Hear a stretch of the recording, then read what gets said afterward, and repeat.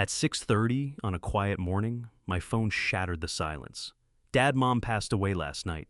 My daughter's voice broke through tears. My son-in-law snatched the phone before I could respond.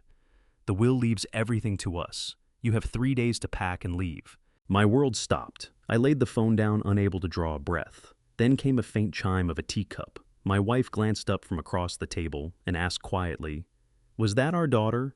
She was right there, very much alive. Welcome back to His Hidden Revenge. Before we go any further, take a second and drop a comment. I'd love to know whether you're listening to this in the quiet of the morning, the middle of the afternoon, or late at night when the house has finally gone still.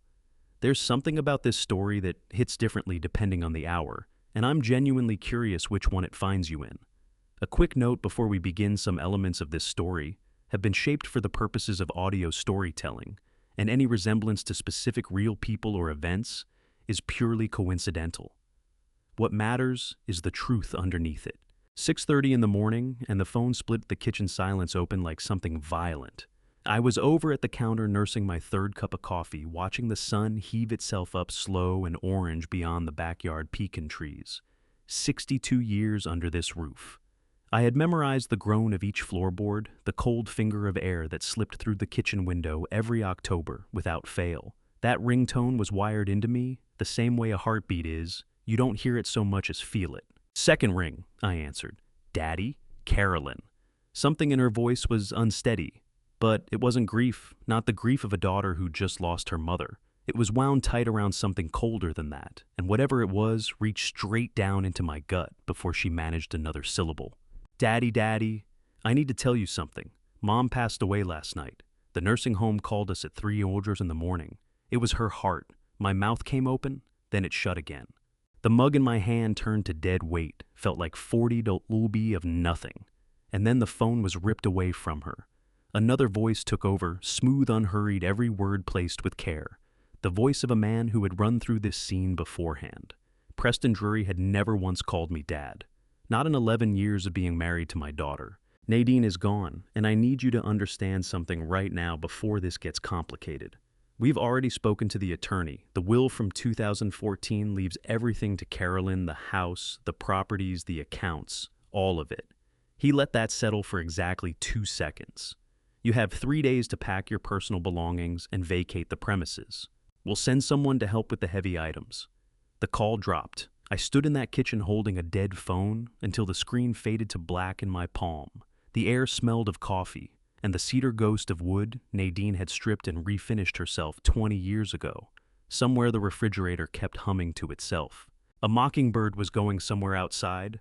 I set the phone on the table, and there she was right across from me in the same chair she'd claimed every morning for 43 years. Nadine Harwell. Teacup at her lips, eyes trained on me over the rim. Hair in its braid. The green robe with the frayed right cuff she refused to throw away draped over her shoulders. Those eyes of hers, dark brown, sharp as ever. Very much alive. "Was that Carolyn?" she asked. "It was Preston," I said, steadier than I had any business sounding. "He's telling people you died last night." Nadine lowered the teacup to the saucer with a quiet click. Her mouth pressed into a line. Something traveled across her face. I watched it move through. It wasn't shock. It wasn't fear either. It was recognition. The face of a woman who had been waiting for a particular knock and just heard it finally arrive. 3 days, she said. No question in it at all. 3 days. She gave one slow nod. Then she turned the gaze on me, eyes that had lived through Jim Crow, buried 4 pregnancies that never made it, stared cancer down, and outlasted it through sheer will. Eyes belonging to a woman who had given 61 years of marriage to a man who hadn't always earned them. "Eugene," she said, dropping her voice, "how long have you suspected?" I dragged the chair out and dropped into it. My legs felt hollow. 3 months, I said. Maybe more than that. The money moving out of the accounts. The way Preston had started turning up regularly. All those questions he floated about who held the deed to this house. Nadine slid her hand across the table and covered mine. Strong grip. I knew before that she said. "I've known since last spring." I just looked at her. "Eugene, I handled it," she said. Or, I was in the middle of handling it, and then they accelerated. Her jaw set hard. "They put me in that place 4 days ago. Eugene Cedarbrook, care. Preston told you it was a temporary thing, didn't he? A plumbing problem at the house, that's the story he gave you. That's what he told me. There was no plumbing issue. A crack entered her voice, hairline thin, just at the edges. There was no plumbing issue, and there was never any plan to bring me home again. Something climbed up through my chest, hot and crimson and barely leashed. I planted my free hand flat on the table to keep the shaking from showing. I'm going to call the police. No. Nadine's fingers tightened over mine. Not yet, Eugene.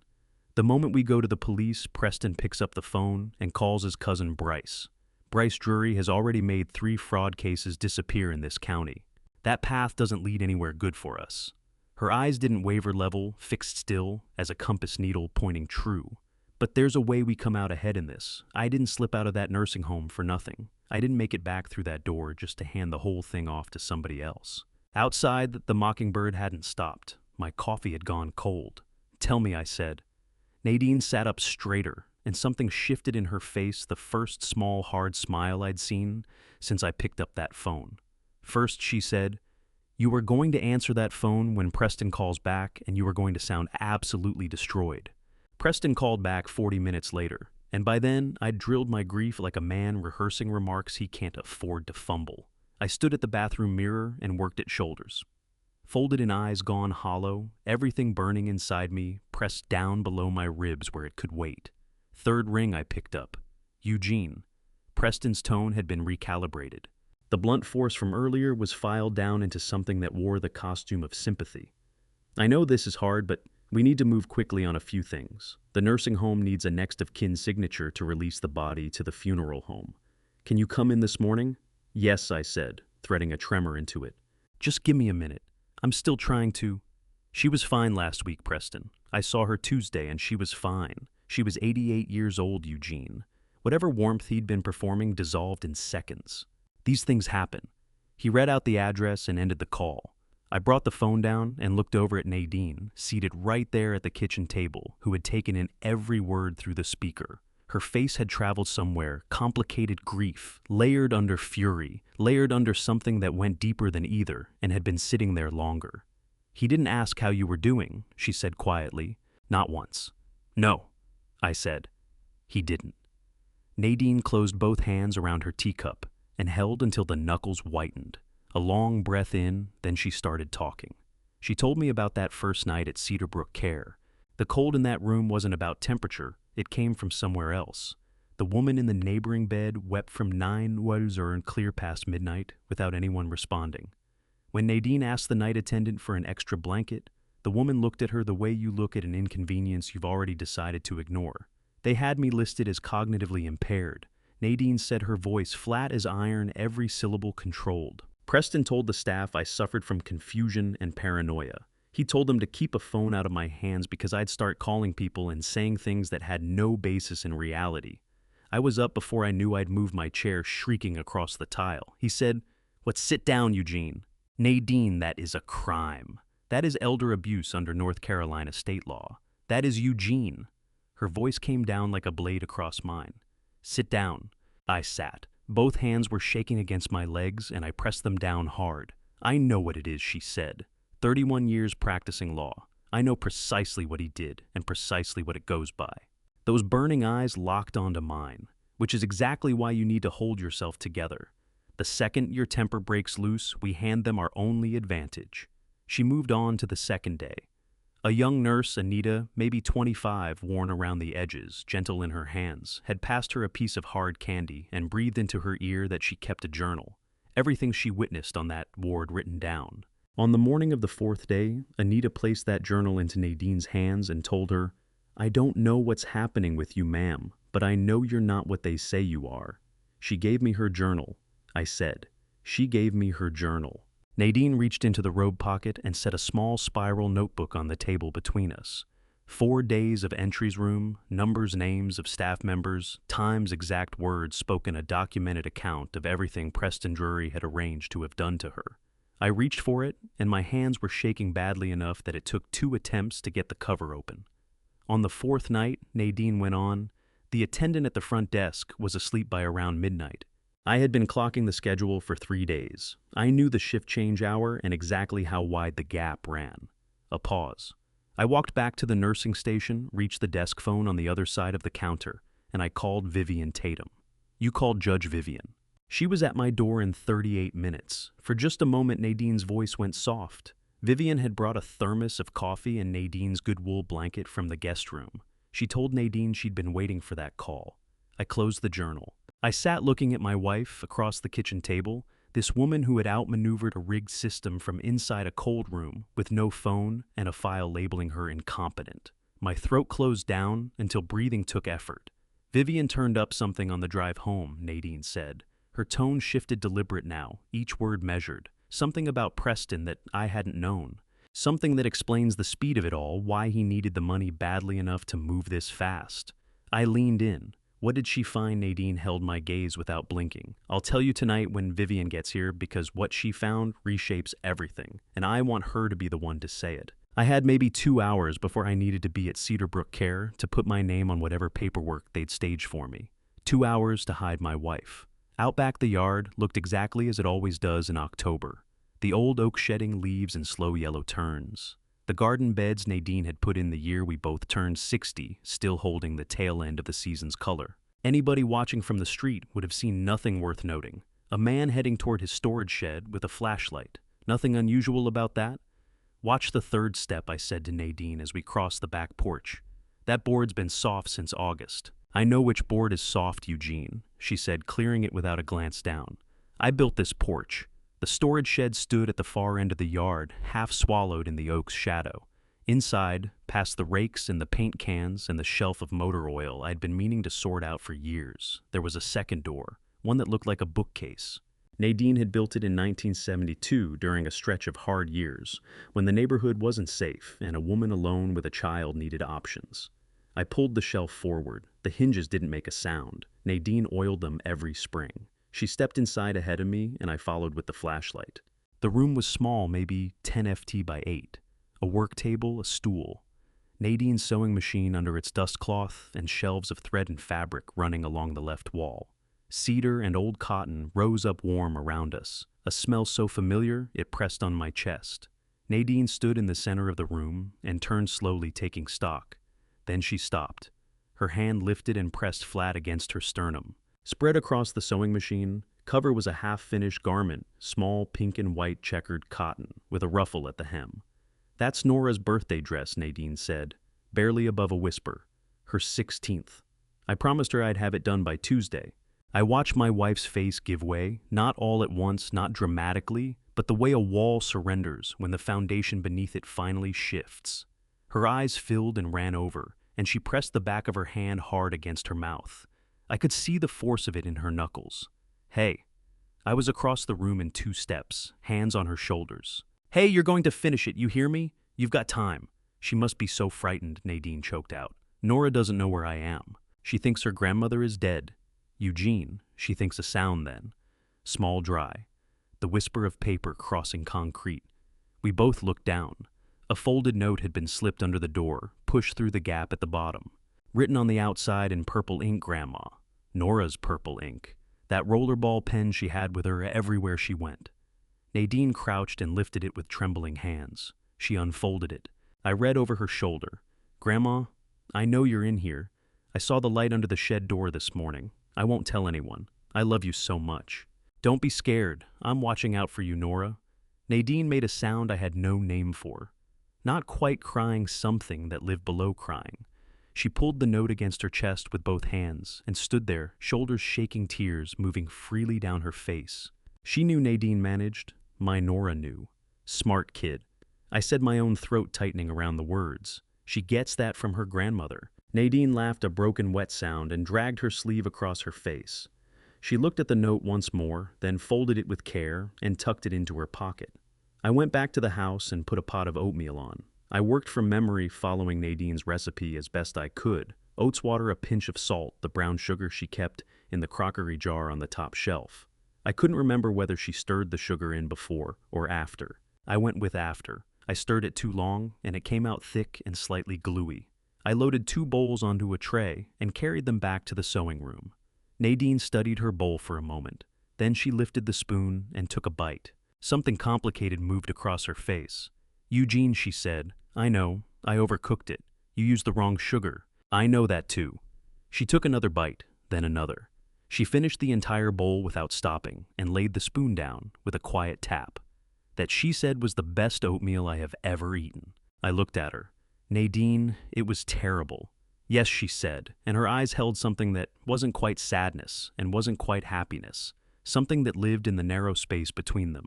I left her with the flashlight, a thermos of water, and her sewing kit. At the door, I stopped with my hand resting on the shelf. I'll be back by noon. Keep the door pulled shut. Don't open it for anyone. Go, she said. She was already threading a needle, the pink and white fabric laid across her lap. And Eugene, cry a little when you get there. Not too much. Just enough. I know how to grieve, I said. You've never been a very good actor, she said, not looking up. She was not wrong. But I was about to get considerably better. I got back from Cedarbrook Care a little before 11:00. I won't say much about what I encountered in there. The lights stuttering in the lobby, a meal tray sitting cold on a hallway radiator, someone in room 7 calling out for water, with no one answering. What I will say is that by the time I pushed back through those sliding doors into the October air, I knew with complete certainty why Nadine had made me promise to hold off on the police. This wasn't only a family betrayal, it was a system, and systems need to be taken apart a different way. Preston's Range Rover was already in the driveway when I pulled up. A black SUV I didn't recognize sat behind it. I parked along the street and held the wheel a moment, running through the inventory of what I needed to be, hollowed out, beaten down a man whose will to fight had already left him. I walked through my own front door without knocking. That small indignity was deliberate. I wanted to absorb it. The living room had been converted. Preston stood at the fireplace with his jacket gone and his sleeves pushed up, holding one of Nadine's crystal vases and flipping it over to check for a maker's mark. Carolyn sat in the armchair near the window, hands folded in her lap, eyes on the floor. A third person, a lean man in a brown suit with a laser measuring device clipped to his belt, was drawing a red dot across the far wall. Eugene. Preston set the vase down with no particular care. It rocked and steadied.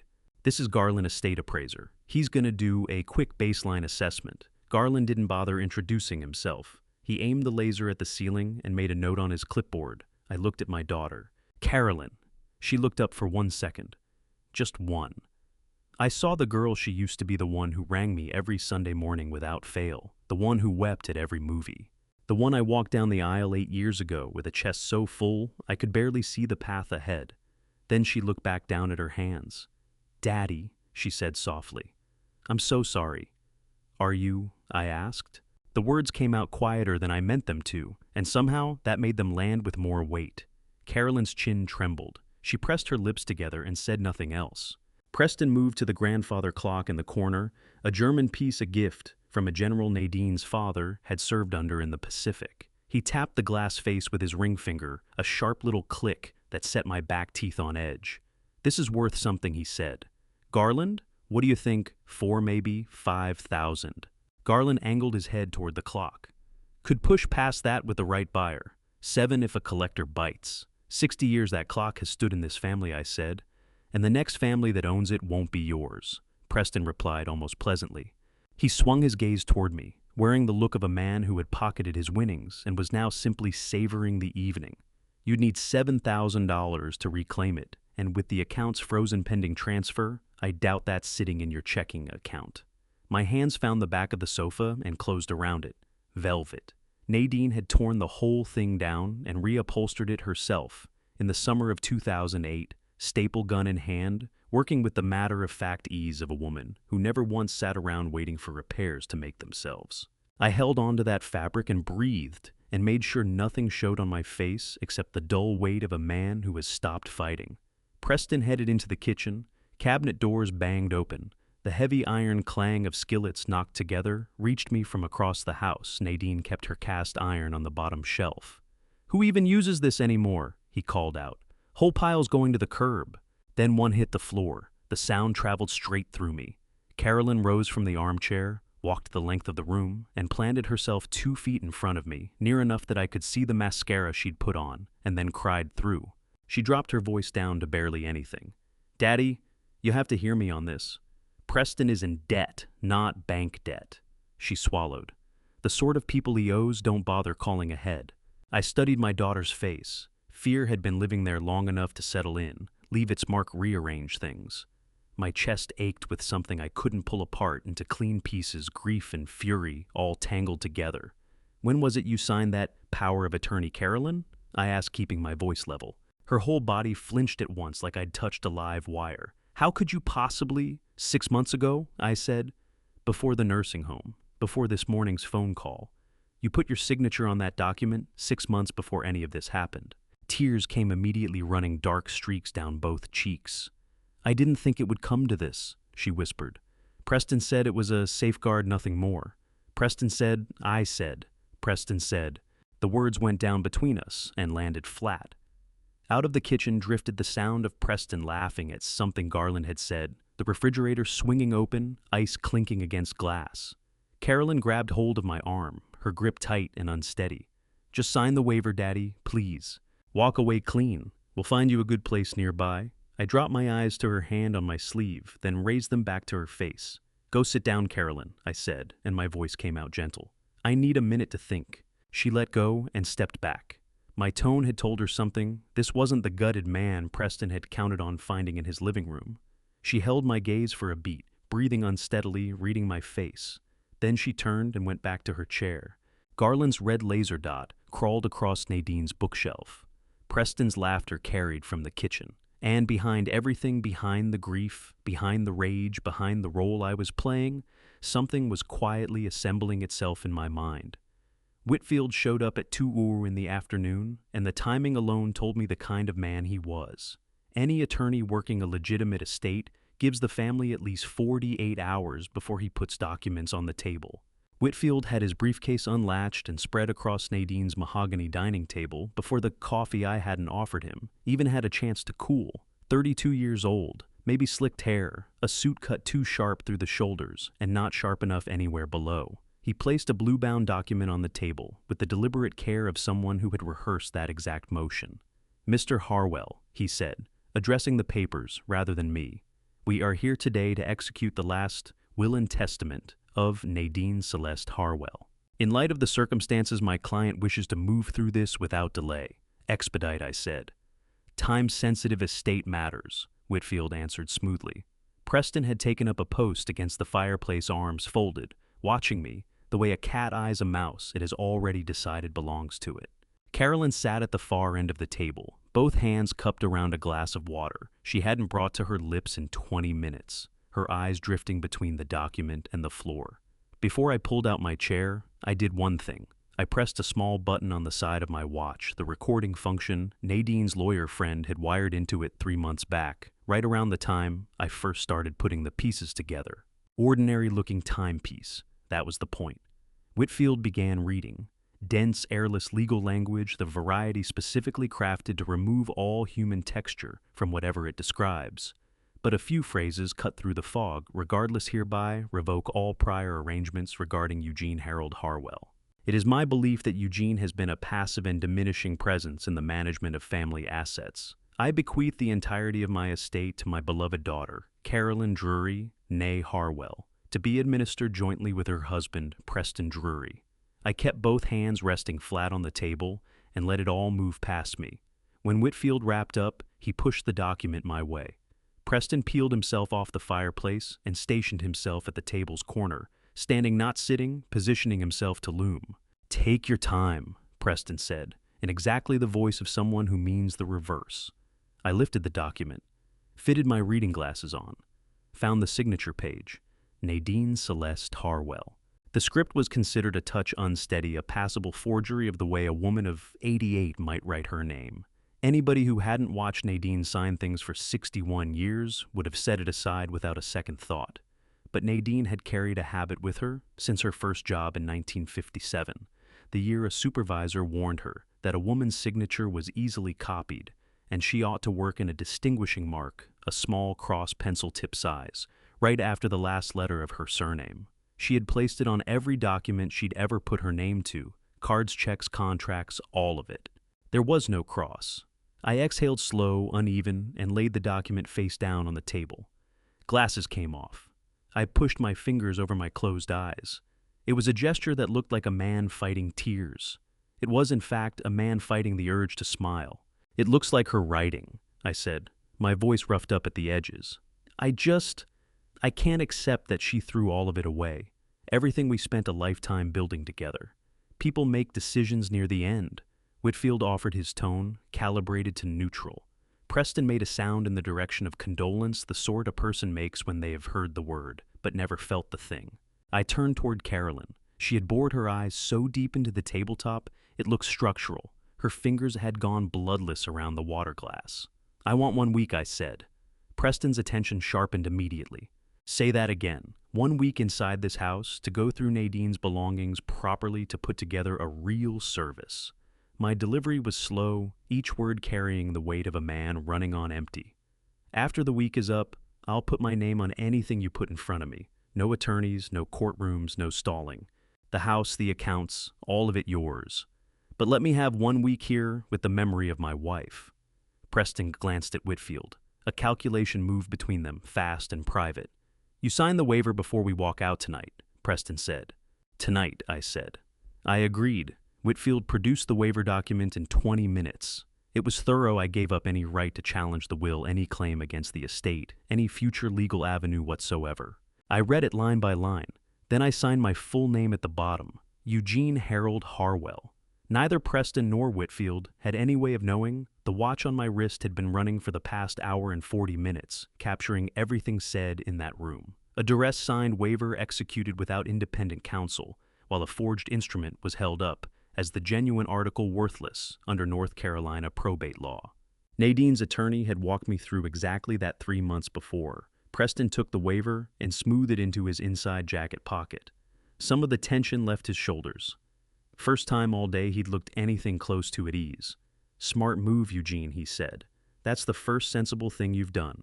He crossed to the sideboard and lifted Nadine's crystal decanter, the one her mother had carried up from Wilmington in 1960, and poured 2 fingers of scotch for himself. He left me without a glass. They filed out, and I stayed at the dining room table, alone, listening to the old house tick and breathe around me. Eventually, I went to the kitchen and put the kettle on, then moved toward the back door. On my way out of the dining room, I paused to check the small wireless transmitter I had tucked behind the bookshelf 3 months ago. That same week I first started thinking something was wrong. It had been running. Nadine had been taking in every word from the shed. I knocked twice on the back door frame, our signal. 2 taps came back from the direction of the shed. She was still there, still waiting. I had plenty to tell her before the night was through. Judge Vivian Tatum arrived at 9:00, carrying a casserole dish, a leather satchel, and the look of a woman who had spent 40 years on the bench and found nothing in what she'd heard so far worth being impressed by. She was 79 years old, and she moved through my kitchen like she owned it, which in certain respects she did. Nadine and Vivian had been best friends since they were 22, sharing a 2-room apartment in Greensboro, while Vivian studied law and Nadine built her first property deal out of sheer nerve and a $3,000 loan from her grandmother. Vivian set the casserole on the counter, the satchel on the table, and sat down. She fixed me with a look across the kitchen. "Where is she?" Vivian asked. "Shed," I said. "I'll bring her in. Leave her another hour. She needs the quiet." Vivian unclipped the satchel and began laying documents across the table, with the same methodical precision Nadine had described, watching her use in the courtroom, things to go over first. "Eugene, sit down." I sat. 2 other people were already at the table. Leonard Overton, former Mecklenburg County prosecutor, 68 years old, a man whose handshake felt like a closing argument had driven over from Dilworth. And Bernard Achebe, who had managed Nadine's private banking accounts for 22 years, and whose name Preston Drury had apparently never thought to look into, sat to Leonard's left with a laptop open in front of him.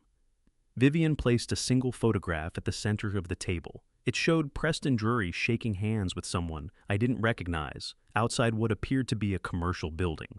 "Bryce Drury," Vivian said, tapping the second man.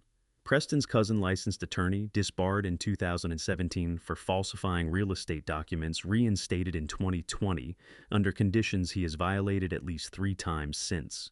Vivian looked at me without blinking. "Bryce Drury drafted the will you saw this afternoon."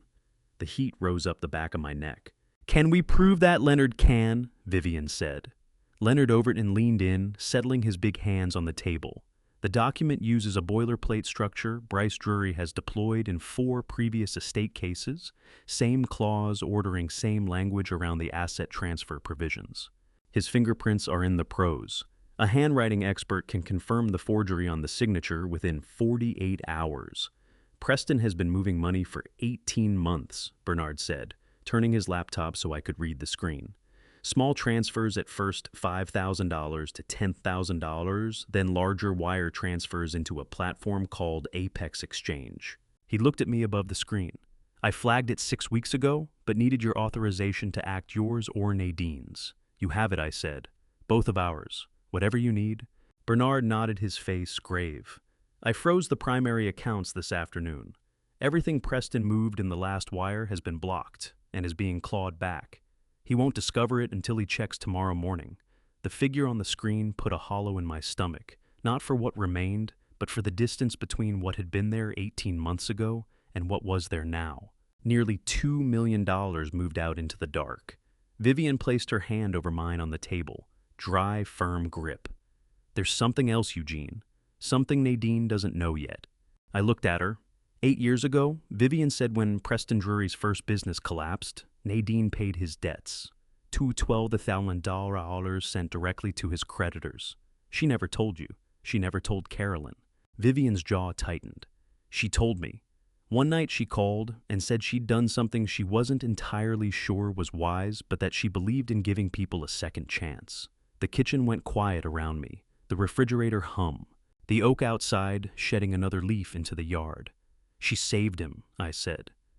The words tasted like ash in my mouth. She saved him, and he came back to strip everything she'd built. Yes, Vivian said. Leonard Overton cleared his throat. Eugene, I want to be straightforward about what we're dealing with. Elder abuse, financial exploitation of a vulnerable adult identity, fraud through a fabricated death record in Nadine's name-wire fraud conspiracy. He paused, and depending on what surfaces when we subpoena the Cedar Brook Care records, possibly more. I pressed both palms flat on the table and stared at the wood grain the surface Nadine had stripped and refinished herself the summer of 2016, the summer after her cancer treatment, when she said she needed something to do with her hands. I don't want him arrested tomorrow, I said. Vivian raised an eyebrow. Eugene, I want him to stand in front of this city and come apart in public, I said. My voice came out quieter than I'd expected and steadier. He called Nadine a burden. He mocked her in her own living room tonight.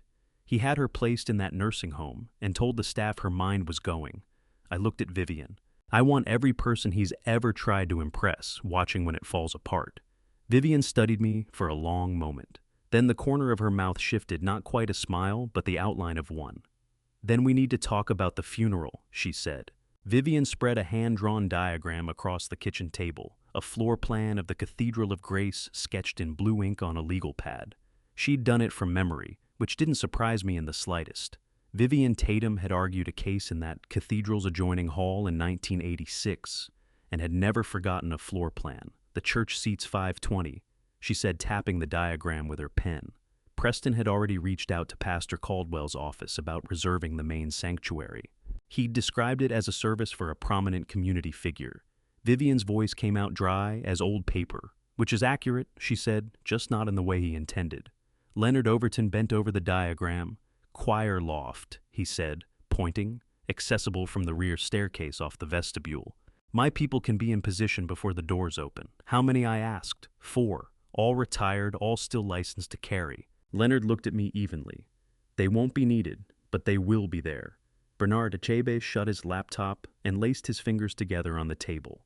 Eugene, there is a trust account Nadine established in 2018 that Preston's attorneys have not located. It was structured to be invisible in a standard estate search.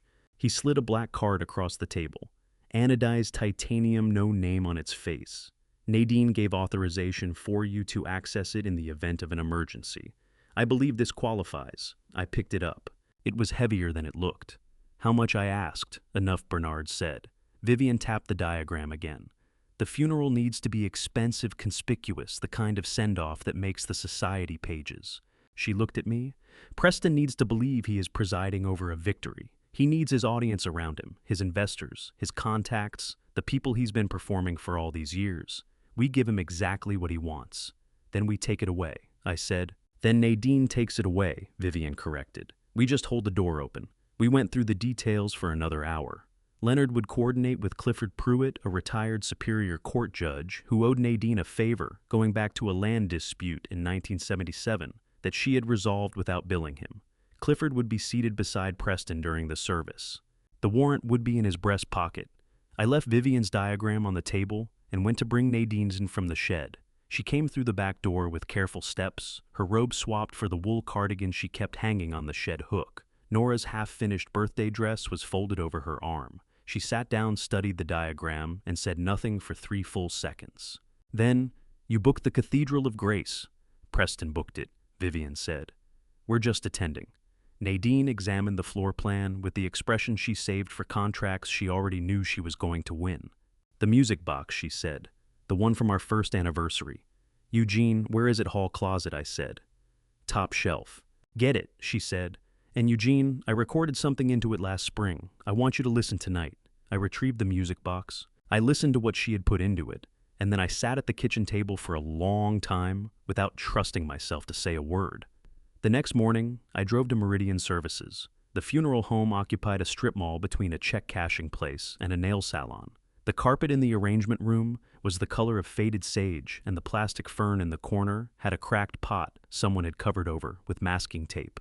Mr. Pruitt, the director, was a small man with a perspiration problem and a practiced sympathetic expression that had clearly been learned from a manual.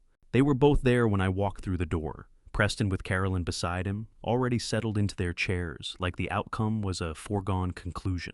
He had one leg crossed at the ankle, that leather shoe tapping a quiet, impatient beat. The body language of a man who had already moved on in his mind. Before Mr. Pruitt could manage a word, Preston spoke.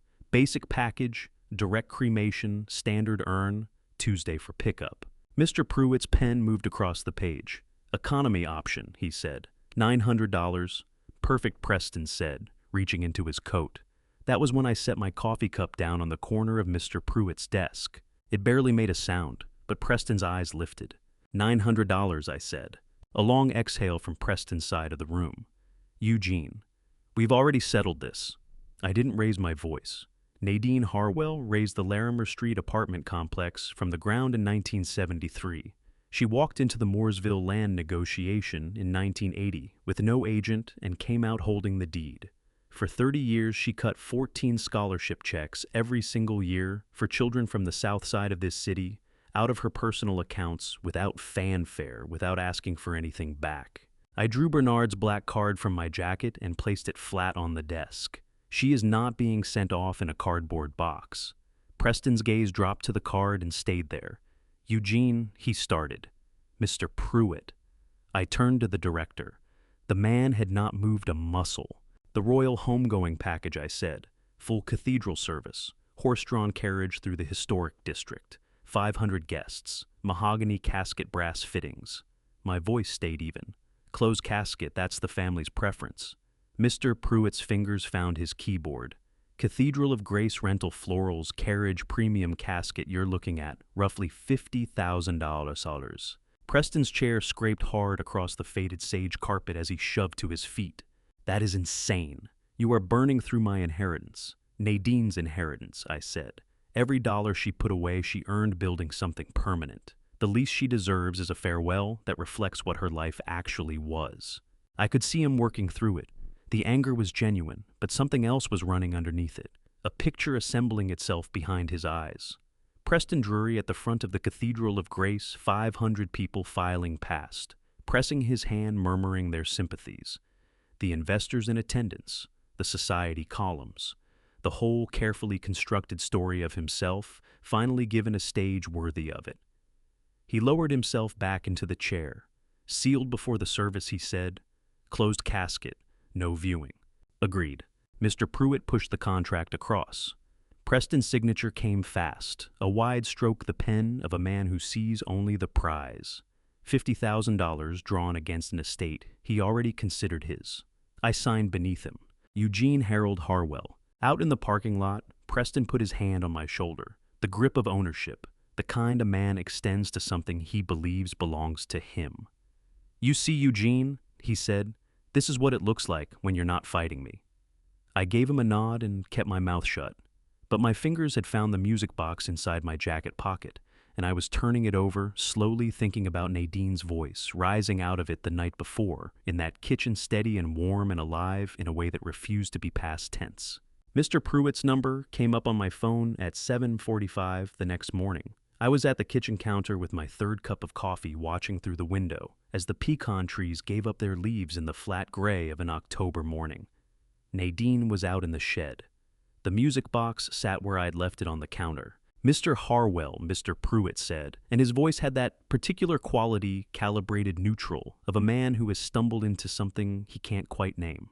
A documentation irregularity concerning the remains. He needed me in before 10 seconds, alone if I could arrange it. 20 minutes later, I was pulling up to Meridian Services. Mr. Pruitt took me in through a side door I hadn't used before, then down a corridor that felt different from the public rooms. Narrower, the air noticeably colder, the fluorescent panels overhead, stuttering at odd intervals. The preparation room at the far end was stainless steel and formaldehyde, and the kind of quiet that doesn't invite conversation. A man was already in there waiting, tall, 6'5" at least, with forearms that looked like they'd been braided rather than grown, and the unhurried, measured way of moving that comes from years of working alongside other people's grief. He offered his hand as I stepped inside. It swallowed mine entirely. "Delroy Achebe," he said. "Bernard's nephew. Most folks go with Big Del." He glanced past me toward Mr. Pruitt. "If you wouldn't mind giving us a few minutes." Mr. Pruitt's eyes moved between us. Once then, he stepped back and pulled the door closed behind him. Big Del waited for the latch to catch before he spoke. "Leonard's man at the county morgue ran the transfer overnight," he said, keeping his voice low. "Whoever was occupying that bed has been relocated to a legitimate facility, chaplain services, and a headstone arranged. Name was Roland Finch, a veteran. Pneumonia took him 3 days ago." A beat of silence. "He'll receive full honors before the week's out." Something in my chest released a tension I'd been carrying without quite knowing it. I told him it mattered. He said it mattered to him as well. Then he walked me to the mahogany casket sitting open on the preparation table, and his tone shifted. "We've got a problem, Mr. Harwell, and maybe 90 minutes to address it." The casket was genuinely beautiful, dark wood rubbed to a deep gloss, finished brass hardware catching the fluorescent light, white satin lining, with the stillness of a pool at dawn. Also completely hollow. Big Del didn't mince it. "Your wife was not a small woman. When those pallbearers get their hands under this thing, it's going to rise like an empty hat box. Preston Drury will figure out something's off before the procession clears the first pew." "I brought sand," I said.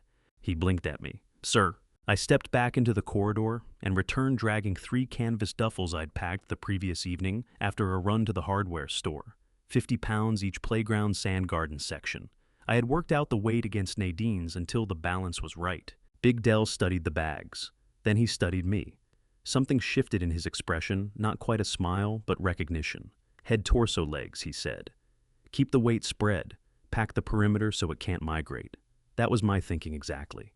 We moved without talking much, tucking the sandbags into place along the casket floor, building up the satin batting above them, until the contours beneath the fabric carried the suggestion of rest, a body lying still. Big Del understood the craft of it, how much give in the pillow at the crown, how the lining should fall at the far end. His hands knew what they were doing. When the last of it was set, I reached into my coat for the music box. Cherrywood brass fittings, small enough that both hands could hold it with room to spare. Nadine and I had found it in a shop on Providence Road the week after we married, October 1968. The previous spring, she had sat down and recorded her voice into it on an afternoon she described plainly as making preparations for "someday when I'm actually gone, Eugene." Not just accused of it. I nestled it into the satin where her head would have rested. I pressed the small lever. Her voice came up into that cold room like something that had no business being contained, unhurried, warm landing square in the middle of my chest. Big Del moved back a half step. His face wasn't easy to read just then. "That's her," he said. "That's her," I said. I pressed the lever closed again, stood there looking at the cherrywood box against the white satin. Thought about Nadine in the shed at this exact moment, bent over a birthday dress under a flashlight, finishing a hem for a granddaughter who had slipped a handwritten note under the door rather than walk away from her. "Volume," I said, working to keep my voice from going unsteady. "It has to reach the last row of the cathedral. Big Dell reached into his bag and set a small amplifier unit on the edge of the table, a discreet wireless receiver, the kind that could marry the music box's output to the church's sound system the moment the signal went live. He tucked it beneath the satin at the head of the casket with the precision of someone who has learned that certain work asks for something beyond competence. We were bringing the lid down when the door swung open.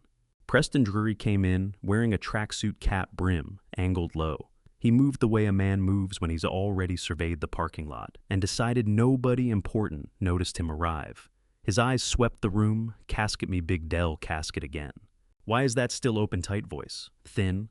I told Mr. Pruitt I needed a minute, I said. My voice bent at just the right place, and whatever was on my face assembled itself into something that looked like grief spreading quietly the way water moves into dry paper. Preston, please. Just let me have this one last moment. She looks at peace, and I couldn't leave without, "Is she in there?" He stepped toward the casket, cutting across whatever I was about to say. My pulse hit so hard I could feel it behind my molars. "Preston? I want to see her." His hand went to the lid. "Don't." It came out stripped raw, not performed, not calculated, and it stopped him where he stood. I told him what the mortician had said, that the preservation had broken down faster than expected, that she no longer looked like herself. I let my voice go ragged at the rim, let the tears come up where he could see them. "You always said you wanted to keep her the way she was in your memory," I said. "Don't take that from yourself. Please, don't look. You'll regret it." Preston's hand hung there over the handle. 3 seconds. 4. Something crossed his face that I couldn't fully name, private uncomfortable, the look of a man reckoning with something he hadn't anticipated.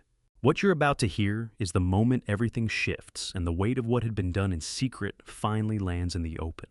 Before we get there, I want to ask you something. If you discovered that someone you had welcomed into your family had been quietly working against everything you built, would you move fast and confront them, or would you wait and let the evidence speak for itself? Preston was a man who feared death the way some people fear open water, not rationally, but deep in the gut beyond argument. He pulled his hand back from the casket. "Seal it," he said to Big Dell, all the color gone from his voice. "Right now, I want to see the locks engaged." Big Dell brought the lid down with steady, unhurried hands. The latches engaged one after another, each click small and final, like a door being bolted room by room. Preston tracked every one of them with the focused attention of a man securing something that frightened him. When the last one caught, he laid his palm flat against the polished wood and leaned down close enough that his breath left a film on the lacquer and said something in a voice so low it barely reached me. "You held on to everything so tight," he said, "but you couldn't take it with you, could you?" He straightened. He looked across at me with something that might have passed for triumph on a man who'd earned the right to wear it. 8 a.m., he said. "Cathedral, don't be late." Then he walked out and the door swung closed behind him. Big Dell and I stood on either side of the casket without speaking. My legs had decided they were done, and I put one hand on the brass handle to stay on my feet. The room held the particular cold wood polish, cut flowers, the air of a place designed for last things. "Mr. Harwell," Big Dell said. After a beat, he just talked to a box of sand like it owed him money. I looked at him. Something moved through my chest that couldn't decide between a laugh and something else entirely, and I let neither of them go. "Yes," I said. He did. Big Dell shouldered his bag. 8 a.m., he said. "I'll take the wheel of the hearse myself. I want a front row seat." I got back from Meridian services a little past noon. The house felt off, not empty exactly, but hollowed out the way a theater feels between shows, the quiet wrong for the hour. Nadine's reading glasses were sitting on the kitchen counter where she'd left them 4 days ago before Preston drove her to Cedar Brook Care, with a story about water damage that had never happened. I picked them up and held them a moment, then put them back in the same spot. Big Dell had passed along Nora's message before I left the funeral home. She wanted to talk tonight if I could manage it. She'd come to the back gate at 7. I spent the rest of the afternoon performing the part of a grieving husband. I canceled Nadine's dentist appointment, answered 2 sympathy cards that had already turned up in the mailbox, and sat at the dining table for 40 minutes, doing absolutely nothing in case Preston had someone watching the house. The past 2 days had taught me to operate on that assumption. At 6:30, I knocked on the shed door with our signal. I'd told Nadine about Nora's message when I brought her lunch. She'd listened without saying a word, which told me everything about how she felt. Her voice came back muffled but steady. I'm fine. Go meet her. And Eugene, be gentle. She's been carrying this on her own for 2 weeks. Nora was at the back gate at 5 minutes to 7. She was 16, and she had her mother's dark eyes and her grandfather's jaw, that same stubborn set to it, that had always made me love her fiercely and worry about her in equal measure. Tonight she had on a gray sweatshirt hood, up arms wrapped around herself so tight her knuckles had gone white. The moment she saw me, her lips pressed together and her eyes filled all at once. "Grandpa?" She said the word cracking somewhere in the middle. "I'm so sorry. I should have come to you sooner. I knew, and I kept it to myself. And she was in that place for 4 days. And Hey, I brought her in close. She grabbed my jacket with both fists and held on, the way a person holds on when the current is pulling at them. Her whole body was shaking. You did come to me, I told her. You got word to her first, and then you found a way to reach me. That's what counted. I was scared, she said into my shoulder, the words coming out low and rough. Dad has this way of looking at you when you've crossed him. Just a look. And every time I thought about saying something, I'd see that look and go completely still. I know, I said. I know exactly what that look is. I brought her inside through the back, away from the street. We sat at the kitchen table with 2 mugs of hot chocolate. Nadine always kept the good kind, the dark cocoa in the blue tin, and Nora wrapped both hands around her mug and started to talk. She told me she'd overheard them 2 weeks earlier on a Thursday night. She'd come downstairs for a glass of water and found the study door open 3 inches. She'd stopped in the hallway because of something in her father's voice, a flatness she had never heard before, like he'd reached in and switched something off. The account transfers have to happen within 72 hours of the death certificate being filed. Nora said her voice controlled, now steadied by repetition, but her hands around the mug were still moving slightly. Bryce has the will ready. The nursing home director is covered. All we need is for the old woman to stay put long enough. I set my mug down. My jaw had clenched so hard it ached. Mom asked about you, Nora continued. She said, "What about Eugene?" And Dad said she stopped, swallowed. He said, "Eugene's not a problem. He's never been a problem. That's always been his issue." The words found a place beneath my sternum and didn't leave it. I started recording the next day, Nora said. She reached into the front pocket of her sweatshirt and placed her phone on the table between us. Every time they talked about it, I made sure I was somewhere in the room. North Carolina law, one party has to be present for a recording to hold. I looked it up. I'm in every one of them. My voice is in 2. She held my gaze. 14 videos. Grandpa, every significant conversation across 2 weeks. Bryce Drury's name comes up in 4 of them. The nursing home director in 2. I picked up the phone. I don't know how my hand stayed steady, but it did. I watched 40 seconds of the first clip. Preston's voice unhurried, precise, walking through a timeline. Carolyn in the background, with her back to the camera, nodding at intervals that made something hot move through me that I had to press down hard. I set the phone down. There's something else, Nora said. She'd been watching my face with the careful attention of someone who had rehearsed this moment many times over. 6 months ago, I handed Dad my phone to catch part of a game. He had it for about 20 minutes. I checked it afterward. She paused. I don't know what made me check. I just did. What did you find? He was moving money, her voice dropped, through a payment app to an account registered to a woman in Asheville. He did it 3 times while he had the app open. The account name was right there in the transfer history. She opened the phone to a screenshot and pushed it across the table to me. I'd seen that name in his phone before.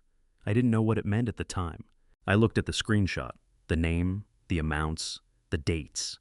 Carolyn didn't know. I was certain of that. Whatever Carolyn had agreed to, whatever decisions she'd made that I was still working to square, in my own mind, this was not something she was part of. She would find out most likely in a courtroom, surrounded by strangers. That thought pressed something in behind my ribs. Nora, I said I need to ask you something, and I need you to sit with your answer before you give it to me. I looked at my granddaughter across the table. Your father is going to find out what you've done. There is no path through what comes next, where he doesn't know. Nora met my eyes without looking away. Her chin didn't waver, and in that moment, she looked so much like Nadine at 22 that it took the breath clean out of me. I know, she said. It's going to be hard. I know that too, and you're certain. She reached across and covered my hand with hers. The same pressure, the same steadiness, her grandmother's gesture, down to the weight of it. Grandpa, she said, I've been watching him for 2 weeks. I know exactly what he is. One squeeze. Let's finish this. I nodded. I picked up her phone and forwarded all 14 videos to Leonard Overton's secure line. Then I said, "There's one more thing I need from you, and it has to happen tonight before your father notices." Preston held his party that same evening. He called it a celebration of life, which took a particular brand of nerve to say aloud in a house where the woman being celebrated was at that moment sitting in a shed 30 yards away, finishing a birthday dress by flashlight. I gave him that much. Preston Drury had never run short on nerve. I settled into Nadine's velvet armchair in the corner of the living room and watched 40 strangers work their way through our home. They were his crowd, the kind of men who wore their watch brands the way other people wear name tags, who talked property values at a funeral gathering with the same ease most people discuss the forecast, who calibrated their handshakes to signal either dominance or alliance depending on who was on the receiving end. 3 of them were the investors Preston had been grooming for months. 2 were local developers who had been circling the Larimer Street property Nadine had built in 1973. 1 was a city councilman whose body language made clear he wanted something from Preston that Preston hadn't yet decided to give. For the first 40 minutes, the only words directed at me were condolences so generic they could have come off an assembly line. Preston held court in front of Nadine's fireplace, one hand tucked into his jacket pocket, the other wrapped around a glass of the 25-year-old scotch Nadine had kept on the high shelf since 2009, set aside for the day she turned 90. He'd cracked it open before the first guest came through the door. I watched him pour it. Something moved through me that I couldn't name, cleanly not anger, not grief, but the thing that forms when those two are pressed together long enough to harden into something colder and heavier than either one alone. Around 9 o'clock, Preston's voice rose above the general current of the room. She had a saying he announced addressing the gathering, with the ease of a man at his own celebration. He swirled the scotch in Nadine's crystal. "Nadine always said a property is only worth what you're willing to fight for it." He let that settle. "I intend to honor that." Approving murmurs from the developers. Then Preston set his glass down, and something in his face went slack. The loosening of a man whose audience has warmed up, and whose scotch is old enough, and whose evening has unfolded exactly as intended. He squared his shoulders, tilted his head, and began to move in a slow, hunched shuffle, hands trembling out in front of him with theatrical flourish. "Preston, don't move my good chair," he said, his voice pitched high and wavering a grotesque pantomime of Nadine's careful diction. "Preston, wipe your feet. Preston, don't leave the porch light on. It brings the moths." The room laughed. I pressed my palm flat against the armrest of Nadine's chair. The velvet had been worn smooth, in exactly the spot where her hand had rested for 30 years. I held it there and breathed in through my nose and kept every muscle in my body from doing what it wanted to do. My phone buzzed against my leg, a message from Nadine through the shed's secure line. 3 words. I heard that. Then before I could answer, "Do not move, Eugene." I did not move, but it cost me something I won't easily recover. Preston drifted back to the fireplace, absorbing the laughter the way a man collects what he believes is rightfully his. He picked up his glass and let his gaze drift across the room to where I was sitting, barely a second's worth of attention, but enough. It was the look a man gives furniture when he's confirming it hasn't shifted. I returned it with the hollowed-out expression of someone who had already surrendered. I had gotten considerably more practiced at that expression over the past 2 days. He looked away. An hour on the guests began filtering out. I moved through the remainder of the evening, like part of the house present, unremarkable, generating no friction. I accepted 3 more condolences. I waved off 2 offers of a hotel room. I refilled Preston's ice twice, which gave me a reason to drift through the kitchen near the back door near the shed. When the last set of headlights pulled out of the driveway, Preston disappeared upstairs with his phone. Carolyn started collecting glasses in the dining room, her movements mechanical and drained. She hadn't laughed once all evening. She hadn't spoken directly to Preston since the guests had arrived. I slipped through the kitchen and out the back. The shed light was on, barely just a thin line showing under the door. I knocked our signal. The door opened and Nadine stood there in her cardigan, the birthday dress finished and folded over the work table behind her, her eyes bright with something that had nothing to do with tears. "The Larimer Street building," she said before I'd gotten a word out. "He promised it to both of those developers tonight. He can't sell the same property twice." "Nadine, he doesn't know the deed structure," I said. "Bernard knows. Bernard has the documentation." She pressed her lips together. "And the scotch? The whole bottle?" I said nothing. Nadine closed her eyes for exactly 2 seconds. When she opened them, the brightness was still there, harder now, with an edge behind it. "All right," she said. "One more day. Can you hold together one more day?" I thought about Preston's voice doing that imitation. I thought about the room laughing. I thought about the worn patch on the velvet armchair. "Yes," I said. "Good." She turned back to the work table. "Then go to bed, Eugene. Tomorrow, you need to be sharp." She lifted Nora's finished birthday dress and held it up in the thin light, checking the hem. "Because the day after tomorrow, we end this." Big Dell was already at Meridian Services when I got there at 11 that night. He'd swung his truck around to the side entrance and propped the delivery door open with a cinder block. The corridor beyond smelled of carnations and cold air, and the particular chemical sweetness that settles into preparation rooms like a second coat of paint. He was standing just inside, with 2 gas station coffees, which I accepted with considerably more gratitude than the occasion probably called for. "Pruitt gone?" I asked. "Left at 9:30, Big Dell said. "Night staff are watching the front. He won't be back." He passed me the second mug. "Bernard called an hour ago. The amplifier unit is compatible with the church's soundboard. Nora confirmed the app is installed and tested." I stopped walking. She tested it, sent a signal to the cathedral's Bluetooth receiver from her driveway. Big Dell permitted himself a small, contained smile. 16 years old, that child is something else. "She gets it from her grandmother," I said. The preparation room was cold. The way rooms built for a specific purpose always are, a cold that felt engineered, institutional. The mahogany casket sat on the preparation table beneath the overhead fluorescence, its brass handles throwing small yellow reflections across the stainless steel surface below. Big Dell set down his mug and raised the lid.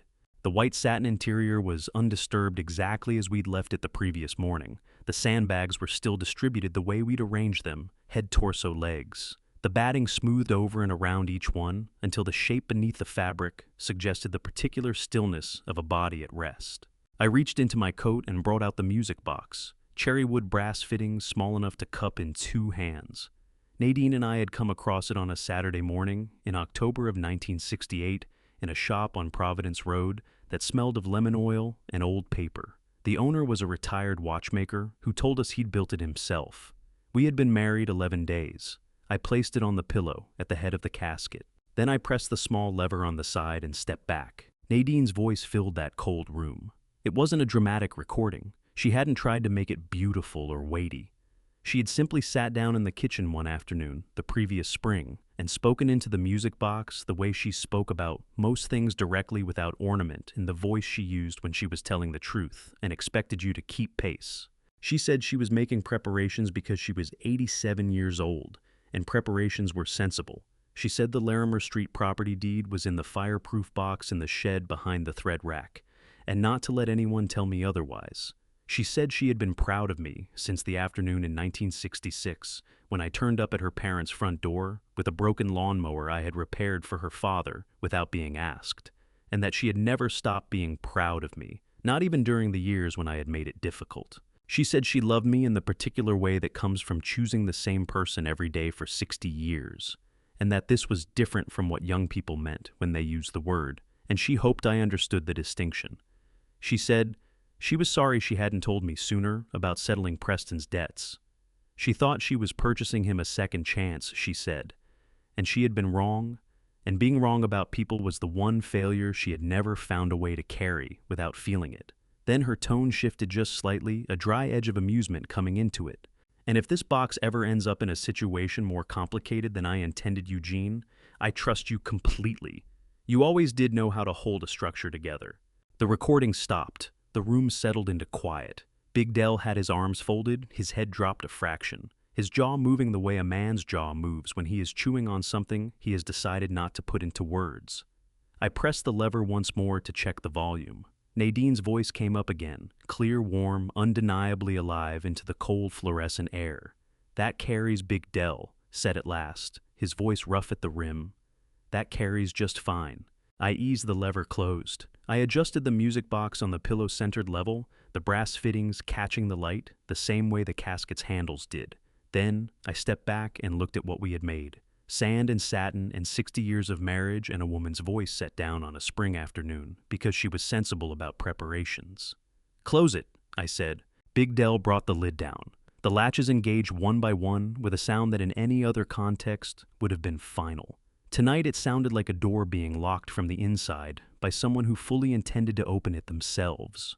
We were straightening up when the side entrance came open. Preston moved through it at speed shoes, loud on the corridor floor, cap drawn low, and collar turned up the way a person dresses when they'd prefer not to be remembered.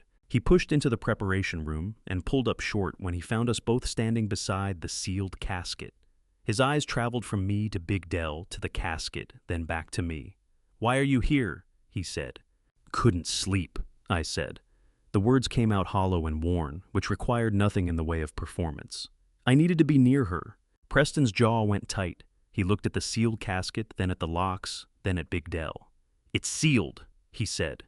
It came out as a statement shaped around a question. "Sealed and locked," Big Dell said. His voice was completely flat. "Per your instructions from this morning." Preston moved to the casket. He ran his palm along the top edge, pressing in, slightly testing the seal. He circled to the side and crouched to examine the lock mechanism, studying the keyhole. Then he rose, leaned close to the lid, close enough that I could see his breath in the cold air, and spoke to it the way a man speaks to something he has already beaten. "You should have just let it go," he said. His voice was low and perfectly steady. "All those years clutching everything so tight. The properties, the accounts, the deed, the principles." He exhaled something that fell just short of a laugh. "You can't hold on to any of it from in there." He straightened. He smoothed his jacket. He turned to me with the flat satisfaction of a man who has seen a long project through to its conclusion. 8 a.m., he said. "Do not be late, Eugene, and do not let anyone open that casket. Not the pastor, not the funeral director, not God himself." He pointed one finger at Big Dell. "You understand me?" Big Dell looked back at him, with eyes like two stones resting at the bottom of a cold river. "I understand you perfectly, sir," he said. Preston left. His footsteps tracked down the hallway and out through the side door, and then there was only the sound of his engine turning over in the parking lot. I put one hand on top of the casket. The wood was smooth and cool against my palm. "Nadine," I said quietly. "Did you hear that?" No answer. Of course. She was out in the shed finishing Nora's birthday dress and drinking chamomile tea and waiting for tomorrow with the patience of a woman who had spent 60 years constructing things designed to outlast the people who underestimated them. But standing there with my palm on that mahogany lid, I felt the answer anyway. I did not sleep. I lay in the bed Nadine and I had shared for 43 years and watched the ceiling move from black to gray to the pale gold of first light. Around 4 in the morning, I stopped pretending I was going to. I got up, made coffee, and sat at the kitchen table with the photograph I had lifted off the hallway wall the night before. Our wedding photograph. October 1968. Nadine in white chin, tilted at the angle she used when she was absolutely certain of something. Me in a suit I had borrowed from my cousin Vernon, because I did not own one. We were standing on the church steps and Nadine was laughing at something I had just said, and the light behind her head was doing something remarkable. I had looked at that photograph 10,000 times across 55 years. That morning, I looked at it like I was committing it to memory. At 5:15, I carried my coffee out to the back porch and knocked our signal on the shed door. Nadine opened it at once. She hadn't slept either. I could see it in the particular brightness of her eyes, the alertness of a mind that had been running through the night. She was already dressed. She had on her good wool cardigan over a blouse I recognized from church Sundays, and her hair was up the way she wore it for occasions that counted. And hanging on a wooden hanger over the work table behind her was the dress. It was white, not the sharp artificial white of something new, but the soft, warm white of old silk, the color of good paper. She had let the waist out 1/2 inch and brought the hem up by 1. She had replaced 3 of the buttons on the back with buttons I recognized from her grandmother's button, tin pearl slightly irregular, and for that reason, more beautiful than anything a machine could produce. It was the dress from our wedding photograph. I stood in the doorway and could not find my voice. My throat had simply stopped working. "Nadine," I managed. "Don't you dare cry yet, Eugene Harwell," she said briskly, though her own eyes were doing something complicated behind it. "I need you functional for at least 6 more hours." She stepped out of the shed and stood in the gray morning light and held out her left hand. Her ring finger was bare. "I kept it in the seam of my blouse," she said. "Every day I was in that place. They took my watch, my earrings, my reading glasses. They did not get this." She reached into her cardigan pocket and set the ring in my palm. It was warm from being against her skin for 4 days. I held it for a moment. Then I put it back on her finger, which took 2 attempts because my hands were shaking badly enough that I had to begin again.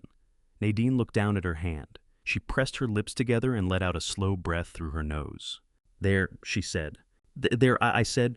Judge Vivian arrived at 6 o'clock with Clifford Pruitt. Clifford was 74, a former Superior Court judge who carried himself the way men do when rooms have gone quiet for them, their entire professional lives.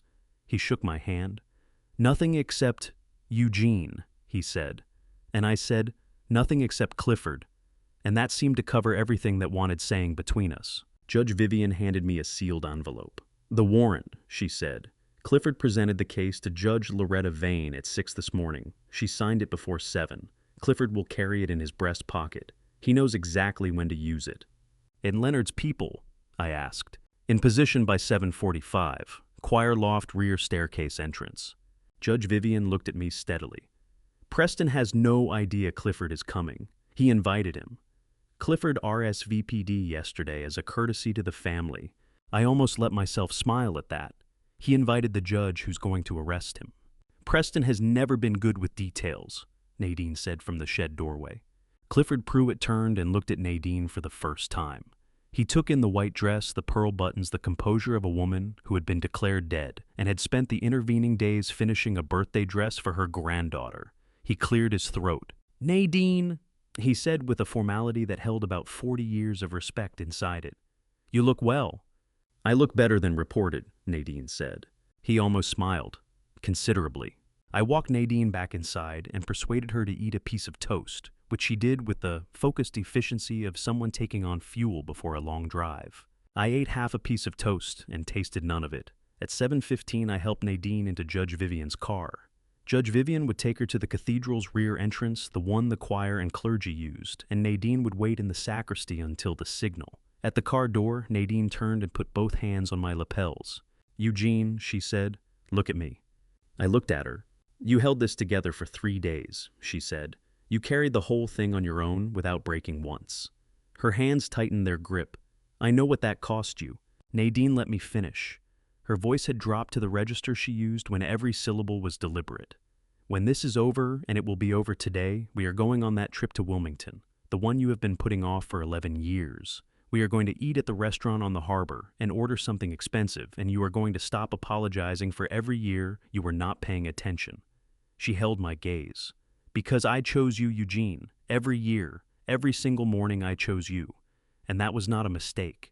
Something cracked open in the middle of my chest. I put my hands over hers on my lapels. "Wilmington," I said. "This year." "And this year," she said. She got into the car.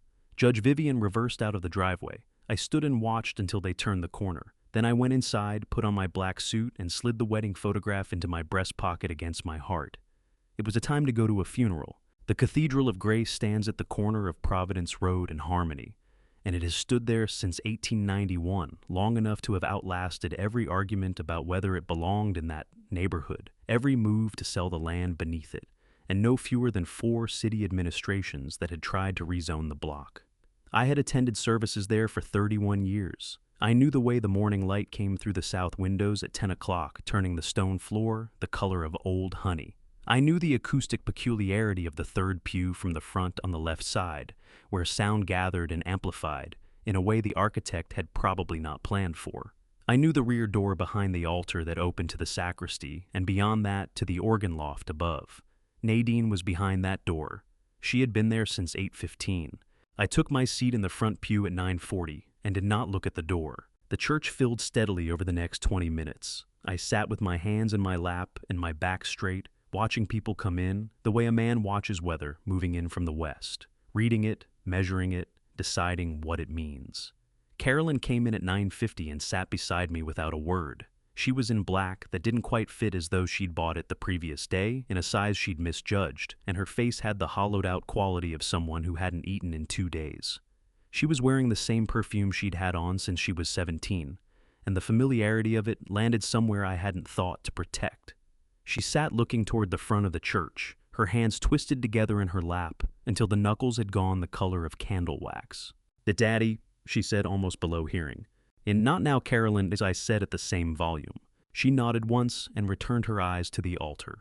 I scanned the room the way I had taught myself to do over the past 3 days, methodically taking inventory checking positions. In the fourth row to the right, 2 of Preston's investors were already deep in low-urgent conversation, the kind men have when they are quietly renegotiating. Behind them, the city councilman from the party 2 nights ago, with someone from his office at his elbow. Along the back wall, 3 reporters, one with a camera, whose lens was considerably more serious than anything you bring to a routine memorial. And in the far rear left corner, alone in the last pew, a woman I very nearly missed. She was perhaps 30 with tired eyes and careful hands folded in her lap. She was not dressed for a society memorial. She had on the practical worn clothing of someone who works long shifts and came here on her own time. She was holding a small spiral notebook pressed against her chest with both hands. Anita, the night attendant from Cedarbrook Care, who had slipped Nadine her journal, who had written down 4 days of observations, room by room, shift by shift. She had come without being asked on her own. I looked at her for a moment, then looked away before she could catch me looking. Something moved through me that was not grief and not anger, but sat alongside both the particular feeling of one decent person recognizing another across a room full of noise. I heard the side door open and close quietly on the right. I didn't turn my head, but in my peripheral vision, I tracked a man in a dark suit settling into the 3rd pew on the right side, directly beside the space where Preston would sit when he came down from the podium. Clifford Pruitt, former Superior Court judge, 74 years old, with the posture of a man who had never once in his life slouched in a chair because he thought no one was watching. His right hand rested in his lap. His breast pocket carried a slight weight that nobody would notice unless they already knew to look for it. I lifted my eyes to the choir loft. The wooden railing ran along its front edge perhaps 60 feet above the nave floor. The shadows up there were deep and held their shape. 4 people were in those shadows who had not been there during Sunday services. I couldn't see them. I knew they were there. The organ started at 10 o'clock precisely, and the sound moved through the stone walls and the wooden pews and the bones of everyone seated in them. That particular register of pipe organ that gets past the thinking part of the brain and reaches somewhere older and more instinctive. The rear doors opened. Big Dell came first. He was in a black suit that strained across the shoulders in a way suggesting it had been bought recently by someone who held an optimistic view of the dimensions involved. He moved with the measured pace of a man whose sole assignment today was to be the most stable thing in the room. Behind him, 4 pallbearers I had not met carried the mahogany casket. I watched it come down the aisle. 55 years of marriage reduced in the eyes of everyone in that building to a box. Sandbags and satin and a music box holding my wife's voice. $50,000 of wood and brass and careful deception built to carry a truth the closed lid was still concealing from 500 people. I put my hand into my breast pocket and touched the corner of the wedding photograph. The casket reached the front and was set on the bier, with the precision Big Dell had clearly rehearsed. The pallbearers stepped back. The organ faded. From the left side door, Preston entered the nave. He was wearing a suit I had not seen before, charcoal gray with a faint chalk stripe, clearly new cut, with the deliberate elegance of a man dressing for an occasion he has been anticipating for some time. His expression had been arranged into something resembling composed grief. Brows slightly lowered, mouth, set eyes moving across the room with the controlled attention of a performer checking his audience before the curtain rises. He came down the aisle and stopped at the front pew. He looked at me. Eugene. He said one word carrying the full weight of a man who believes he has already won and is choosing to be magnanimous about it. Preston, I said. He sat in the pew across the aisle, 1 row back directly beside Clifford Pruitt. He did not look at Clifford. Clifford did not look at him. I kept my face completely empty and my hands completely still and breathed the cold stone air of the cathedral, and I thought about Nadine standing in the sacristy behind the altar in her wedding dress with the pearl buttons and her ring back on her finger. She was 40 feet away. Preston settled into the pew, crossed one ankle over his knee, and ran the flat of his hand down his jacket front. He studied the casket at the front of the church with an expression that, if you hadn't known what, I knew might almost have read as grief. Then he glanced back at me with the particular quality of attention a man gives to something he has already dismissed, filed, and done. I held his gaze. 2 full seconds. Then I looked away. First the way a man looks away when he has nothing left to fight with. Preston eased back against the pew. He had no idea that the woman he had spent 3 months trying to bury was standing 40 feet behind him in the dress she had worn the day she married me. He had no idea that the retired judge seated 2 feet to his right had an arrest warrant folded inside his breast pocket like a letter waiting on its recipient. He had no idea that his daughter had spent 2 weeks recording his conversations, and the previous night had wired his phone into the cathedral's sound system while he slept. The pastor came to the podium. He said a number of things about Nadine, accurate things, but hollow ones, the sort of eulogy that could have fit any woman of similar age and standing. It told me he had never once met her. Then he said, "We will now hear from the family, Mr. Preston Drury." Preston came out of his pew. He straightened his jacket. He fastened the center button. He walked to the podium with the measured tread of a man who had been waiting for exactly this set. Both hands on the lectern's edges looked out across 500 faces, drew one long and unhurried breath, and began. I had known Preston Drury for 11 years. In that time, I had watched him lie to contractors, to investors, to Carolyn's friends at dinner parties, to the loan officer who signed off on his second business line. And to me personally, on no fewer than a dozen occasions I could account for, and probably twice that many I could not. He was not technically gifted at deception. He did not build elaborate structures of falsehood, each piece braced against the next. What he had was something rarer and more dangerous, the performance instinct, the ability to seem to feel things he did not feel in a way that made you question your own judgment before you ever questioned his sincerity. Standing at the podium of the Cathedral of Grace before 500 people and a row of cameras, he was delivering the finest performance of his life. Nadine Harwell, he said, his voice pitched just so, carrying to the back of the nave without any visible effort, was not a woman you impressed easily. He let that breathe.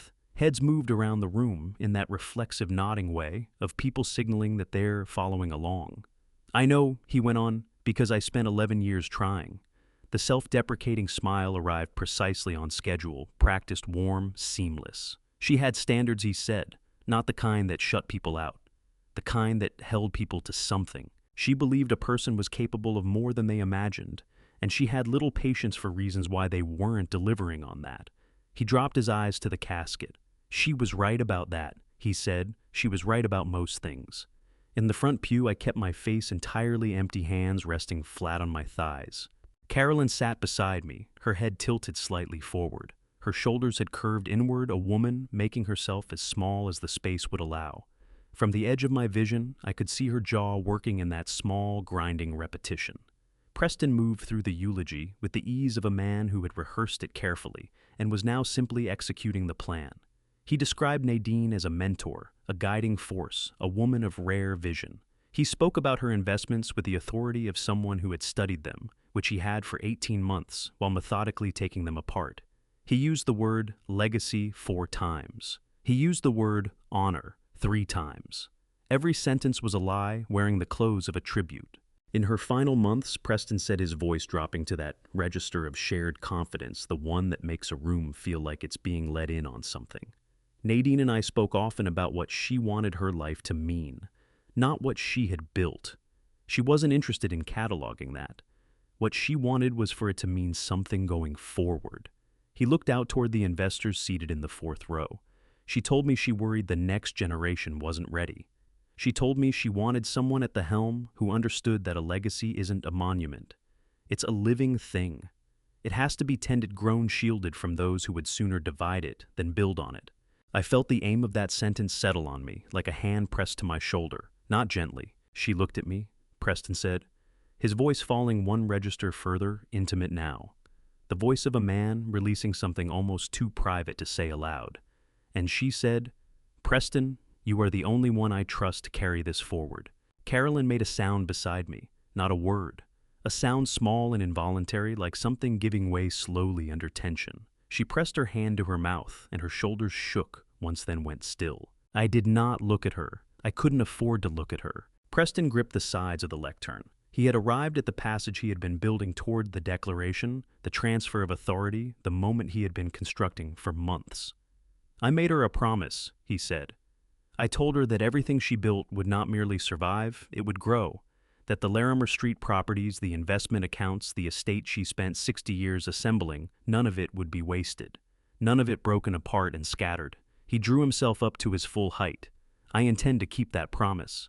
He looked down at the casket one final time, with an expression of such manufactured tenderness that it turned my stomach over completely.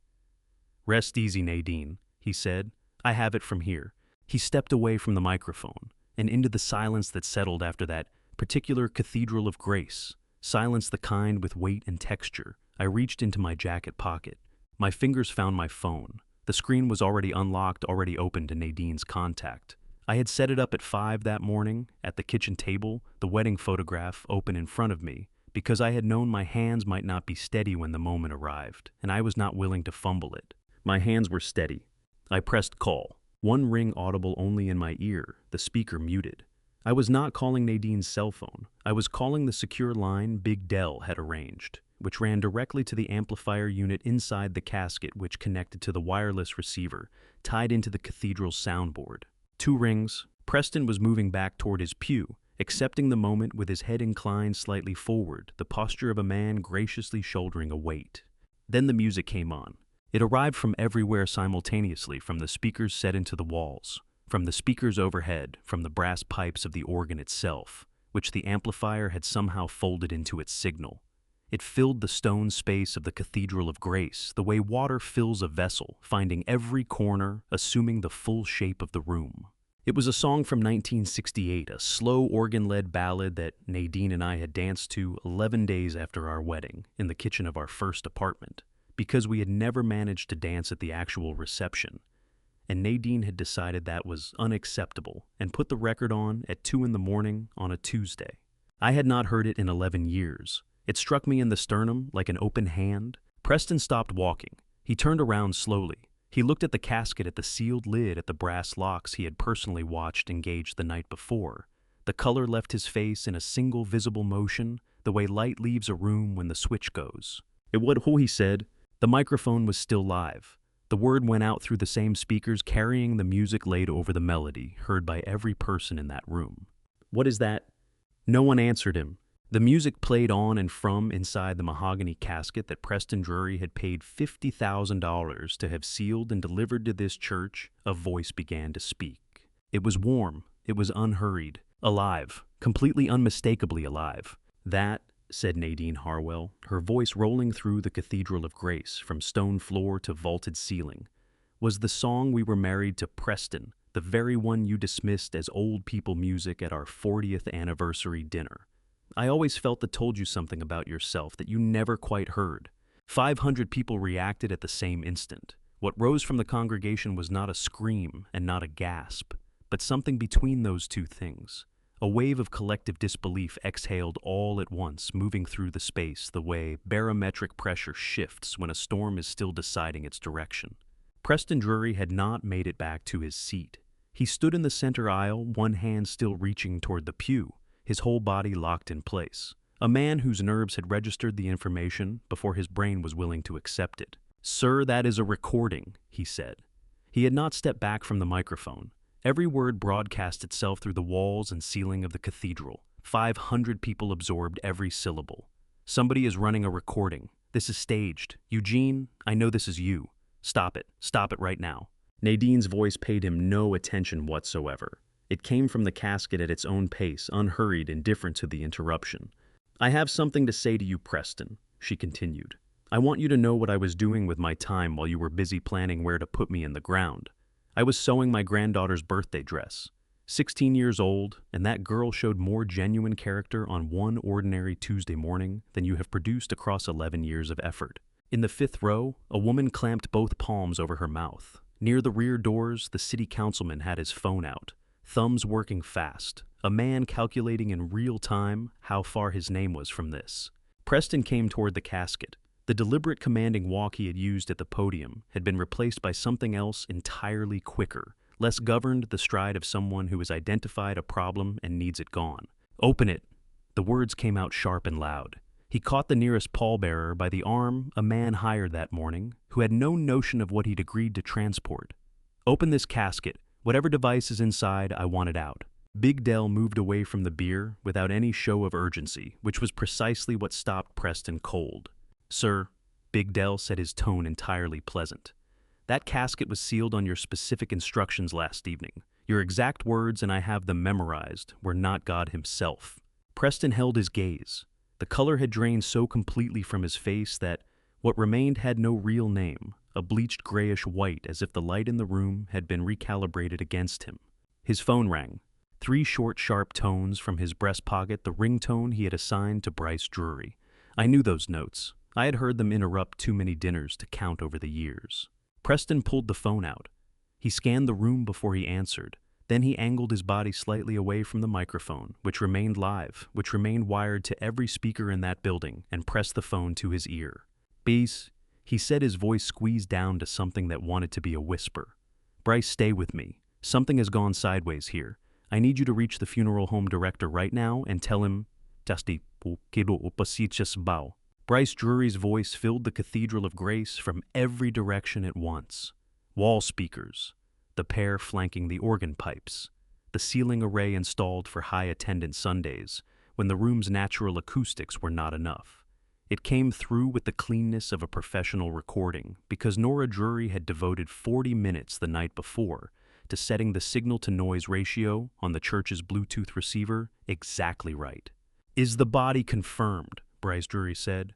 "Because if they unseal that casket and find nothing, Preston, we are looking at something far worse than the nursing home situation. The cremation has to happen before anyone files a request." Preston ripped the phone from his ear. He stared at the screen the way you stare at something that has just turned on you without warning. 2 seconds of silence. Then Carolyn got to her feet. She had been sitting in the front pew, folded inward, compressed. And now she came up all at once, not with composure, not with intention, but with the involuntary upward jerk of someone who has touched something scalding before the mind has time to issue instructions. Her chair scraped hard against the stone floor. Her bag tumbled from her lap. She left it where it fell. "Bryce Drury is on that phone," she said. Her voice was not large, but in a room that quiet it carried to the last row without effort. Preston turned to face her. "Bryce drafted the will." The tremor in her voice was not fragility. It was the vibration of something bearing more weight than it was built for. "You told me it was routine paperwork. You said Bryce was only clarifying the language. This is not where we have this conversation." "You told me," Carolyn said, and now the volume came, and she was no longer managing it, that Mom had chosen this, that the two of you had talked it over, and she was settled about it. She moved 1 step toward him down the aisle. "You stood at our kitchen counter in August, Preston. You looked straight at me and said those words." Carolyn. "Did she?" Her voice fractured on that second word, and she drove straight through the fracture. "Did she ever actually say any of that to you? A single word of it? Or did you determine what she wanted and then construct the explanation afterward?" "Whoa." Preston's mouth opened. Nothing followed. 11 years I had known Preston Drury. In 11 years I had never once watched him run out of a language.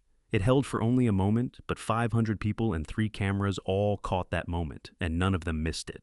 Then Nadine's voice returned from inside the casket. It had shifted register. The recording had moved to a later section, and her tone now was quieter, not weak but settled.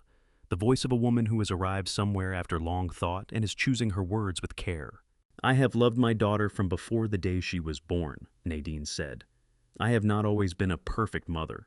3 years ago, I made a serious mistake. I told her to stay inside a marriage I had already started to question, because I trusted the institution more than I was trusting my own eyes about the man. That failure belongs to me. It will always belong to me." Carolyn covered her face with both hands. Her shoulders pulled up once, then again, and then the crying came, the kind that arrives after it has been held back, past the point of holding, not restrained, not quiet, the full release of something that had been under pressure for days. I pushed up from the front pew. 40 minutes of stillness had left my legs stiff and my back aching. I did not give either one any consideration.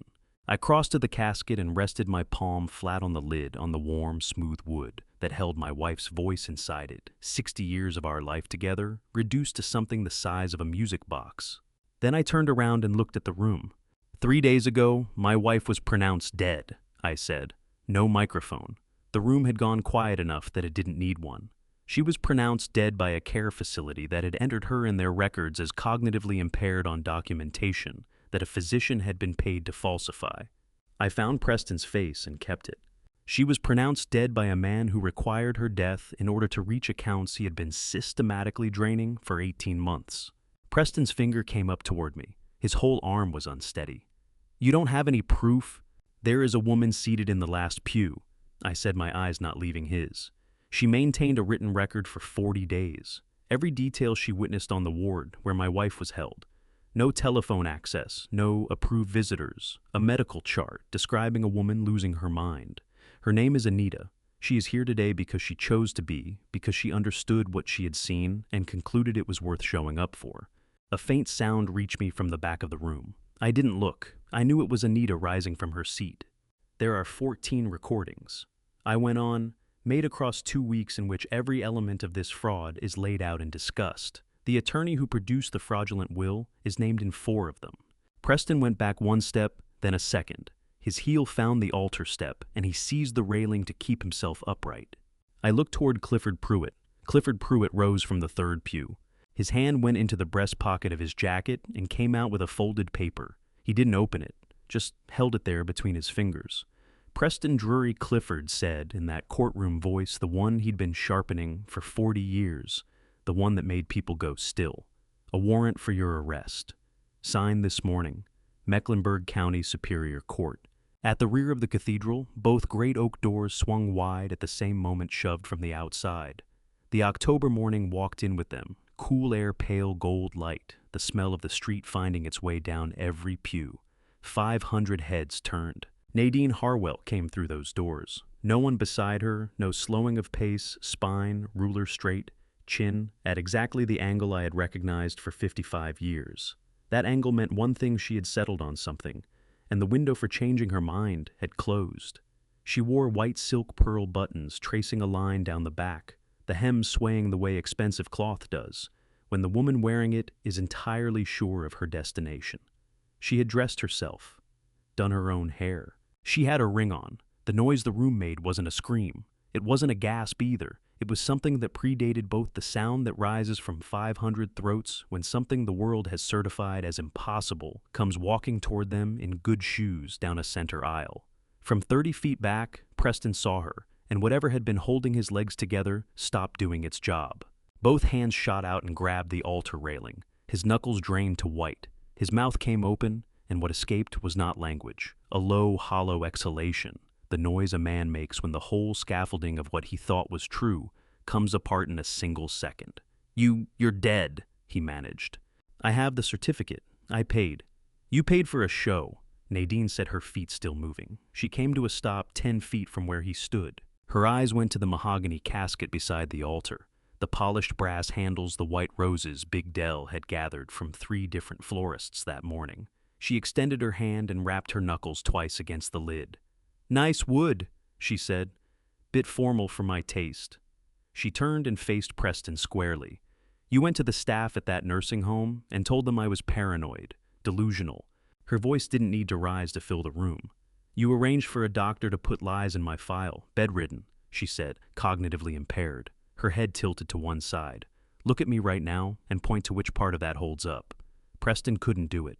His gaze moved from the floor to the railing, to his own hands finding everywhere to land. That wasn't the woman in front of him. The woman in the same dress she'd worn the morning she became my wife. "I want my lawyer." The words barely had volume left, Clifford Nadine said. Clifford Pruitt moved out from 3 rows back. He unfolded the warrant and held it out. No flourish, no ceremony. Only the practiced ease of a man who had handed warrants across courtrooms for 4 decades. 4 officers descended from the choir loft staircase in no hurry at all, moving at the unhurried tempo of people who know the room is already theirs. Preston looked past them toward Carolyn, frozen in the aisle, both palms flat over her mouth, her shoulders going in and out. "Carolyn." Something urgent tightened in his voice, reaching, grasping. "Call Whitfield. Tell him this was manufactured." The will was forged," Carolyn said. Her hands dropped from her face, eyes gone, puffy makeup tracking down her cheeks, and beneath all of it, she looked more recognizably herself than she had during the entire 11 years she'd spent reshaping into what Preston wanted. Bryce Drury forged it.